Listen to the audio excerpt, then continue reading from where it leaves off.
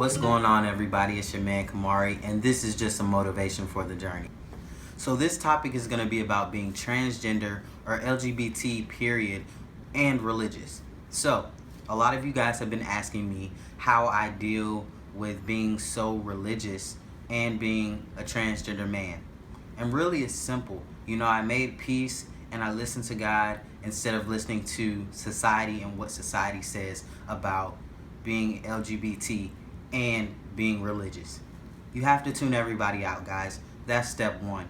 And once you get past that step, it's pretty much just listening to God and what He has to say for you.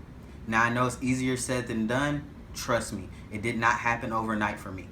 But once I started to really listen to Him and I prayed about it and I just, tuned everybody else out, that's when stuff started to become so clear and my mind was open to new things and new ways of thinking when it comes to this situation. So, like I said, you're really going to want to pray about it and tune everybody else out. I can't reiterate that enough, but it is the key to, getting to where you want to be when it comes to this situation. Now, I know a lot of us grew up in the church, and if you didn't, but you heard all the time, if you're LGBT, you're going to hell. You're going to hell. Always heard that. I feel like God is a man of love. We were created out of love, so therefore I don't believe that my God would damn me to hell for loving someone genuinely and unapologetically. Like, that's just my train of thought now, guys. If I love someone regardless of their sex or gender, that's love, and God created me out of love. So therefore, whatever society has to say about that, that's society. But at the end of the day, society is judging you based on your sex or gender. Therefore, they are sinning. My sin is no greater than your sin, and your sin is no greater than mine. So therefore, while they're out there judging you, that is a sin. And God is the only person who can judge you. The only one. So while the world is out there judging you, always remember, He is the only one who can.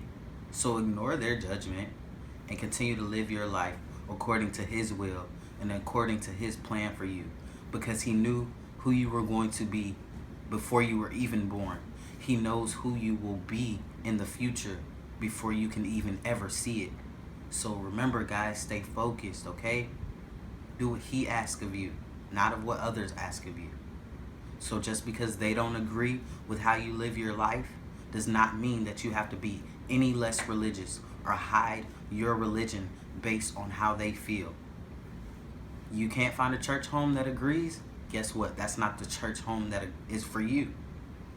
And then at the end of the day, guys, you're only going for the message. So go for the message, get His word, and then you can go.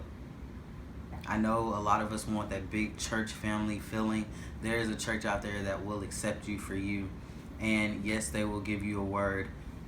But go forth, take that word, and still listen to God's word for you. He will always answer. All you have to do is clear everybody else out and listen, okay? Last but not least, here's a few things that I did to improve my relationship with God.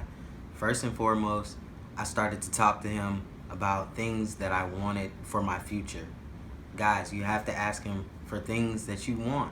You know what I'm saying? He is a provider, so therefore He will provide for you. So I asked that He increase my faith. I asked that He increase my territory. And I asked that He improve my relationships with my loved ones and people around me. And keep me in a good, positive environment. So those are just a few things that I hope you guys could use when you need to talk to Him and just open up and just allow Him to work in you, okay? His will, not ours, okay? So definitely do that. See you guys in the next video. But until then, keep moving forward, stay humble, and enjoy the journey, guys.